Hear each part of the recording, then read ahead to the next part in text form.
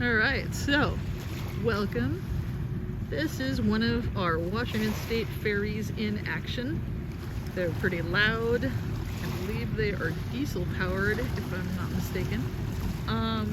There is a speed limit for them, and that is to protect our beaches from erosion, because there were some people that were losing some of their shoreline property on some of the islands that the ferries go out to because the speed of the ferry was generating too many waves and it was affecting the land. So this is just, for me, so beautiful.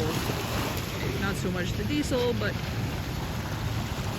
it's just, I don't know, it does something to the Seattle state of mind. It just relaxes me to see the ferry going across the water. And of course, what you haven't seen yet, because I haven't shown you, but the other side, where the ferry's going to, it feels like a whole different country. I mean, it's not. Same language, same money, same everything. It's still Washington State, but the Olympic Peninsula, Kitsap Peninsula, and the islands out there, including Bainbridge Island, which this ferry is headed out to Bainbridge Island, if I'm not mistaken. It's a lot less developed out there, and so you don't see skyscrapers, and everywhere you turn, because, you know, peninsulas, islands, etc., the water, Puget Sound, or the ocean, depending on which portion of the peninsulas you're on, but you'll see the water everywhere. There's pine trees, fir trees, etc., everywhere, and it's an amazing place, and it's really beautiful. The people that live out there are very kind. You know, they help each other, and they're very welcoming as well. And I just can't get enough of these views. I mean, look at that. On my camera, it's coming out as kind of golden, so it's actually even prettier on my camera.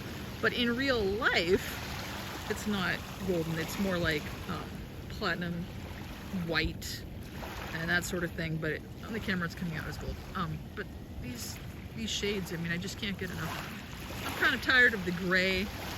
My old boss and I, as a friend, we have this in-joke, and we say to each other, "So gray," and it truly is. But, you know, it's amazing, it's very pretty, and I can't recommend it enough. If you're interested in taking a ferry, the Washington State Ferry, like I mentioned, you can drive your car onto it and park it.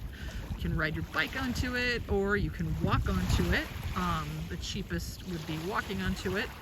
And if you're driving onto it, just remember it's going to be like $16 or so or more for the driver alone, and then each passenger, there's a charge for them, but it's not 16, it's like half the price or something.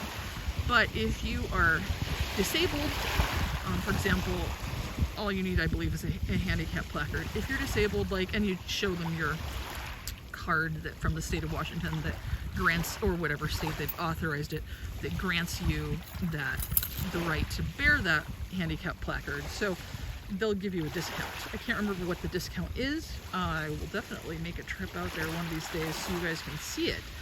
But it's really nice. So as you can see, this ferry it has departed Edmonds, which is where I am, and is heading over to Bainbridge Island, and then we've got that ferry there that's going to be coming back to Edmonds. We've got more cars. The ferries run pretty much, I think, like every hour. I think there's some routes where, and this might be one of them, where they'll do like every half an hour, and then they'll run pretty much up until like nighttime, till like 11 or 12. I don't really recommend taking the ferry at night because you can't see anything. I did try it when I was a teenager. Was having a stressful day and thought it would be fun to, you know, go with my friends on the ferry at night. My friends pointed out you can't see anything, and I had not taken the ferry at night, so I was just like, I just want to see it. And you know what? They were right. I couldn't see anything.